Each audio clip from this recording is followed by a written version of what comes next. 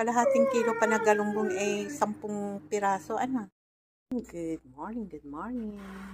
Ayan, ngayon nakabili ako ng galunggong sa Filipino store na dumadaan dito sa amin. Ayan, 1 kilo yung binili ko pero hinati ko. Yung kalahati nilagay ko sa freezer. Ito yung kalahati. Nilinis ko na yan. Ano ba? Ayan, huwag ka nang galawin. Ayan, papaksiw ko siya. Lagyan ko uli ng talong. Ayan, talong. Isang klaseng talong. Mas masarap ito. Kalahating kilo pa na galunggong ay 10 piraso. Ano? O, diba fresh pa? Puti pa yung kanyang mata. Tapos kanina yung, yan. Nagulat ako biglang nagsalita si Rina kung kanino daw ako sino daw ang kausap ko, na bigla tuloy ako. Nagulat ako. Yan guys, lagyan natin ng asin ng, depende sa gusto mong alat, diba? Then ito, kasi may suka siya, medyo madami-daming asin. Sana nga hindi siya maalat. Sana perfect na ang lasa mo, ha? Para kakain kami ni Rina ng nakakamay niya. Nakala nyo, ha? Ewan ko lang, basta ako nakakamay. Minsan si Rina yan, pag kumain ng isda, kinakamay niya rin. Ginagaya din ako. Nakikigaya din. Sabi niya, paano mo ba kainin to? Sabi ko, ganito. Ayan, ginagaya niya. Hindi na makantay sa akin. Inunahan ako ng kain ng paksiw. Sabi ko, antay niya ako. Bawasan na yung buntot. Inunahan na ako ng kain. Sabi ko, oh, biti abon. Ito yung paksiw ko na may talong. Yung gulay namin. Eat. I want to see how you eat. It's the same. I eat with my hands. See? Okay.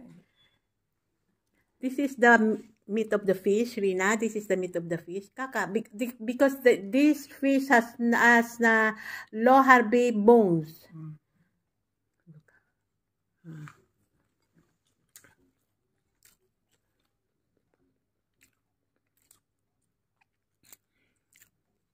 Ang nagustuhan ko dito yung gulay.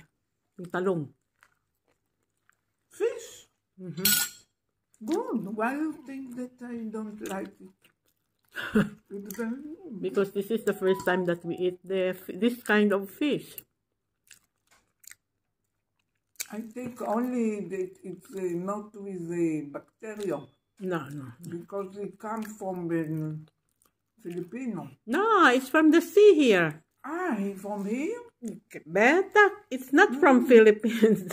I think that you buy it. No, it's from Philippines. It's not. It's a fish like this. Also, we have in the Philippines. But this fish was caught here in the sea of I don't know which sea. Maybe there in Haifa. There is a sea in Haifa. Okay. Better. Yeah.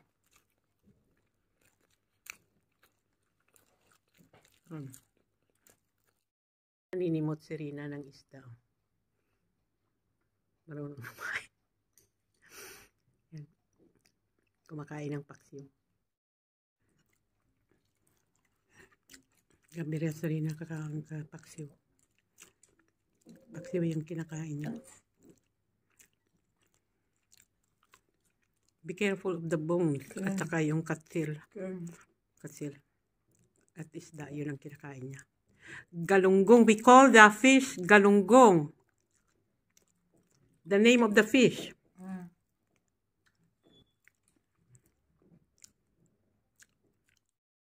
How? The head of the fish. Because before I eat the you eat before? First. She eat the first. This is the head of the. You know how? I will show you. Lega. I want to clean all. I will eat all the rice in my mouth, and I show you how I eat the bones.